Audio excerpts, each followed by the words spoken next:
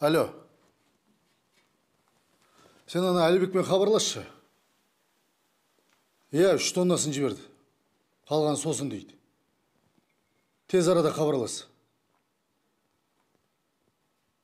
Жақсы.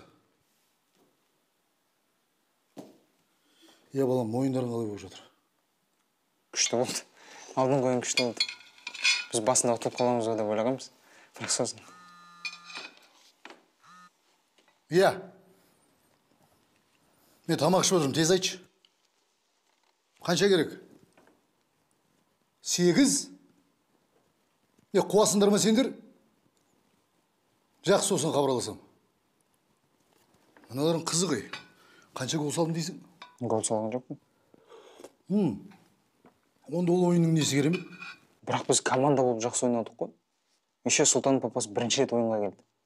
Сол Сұлтан пенальтиден гол салды. Сұлтан деген қайсысы? Ана жыртық қақпашыларың ба? Жоқ, ол қазір жыртық емес, пап, қазір жақсы тұрады.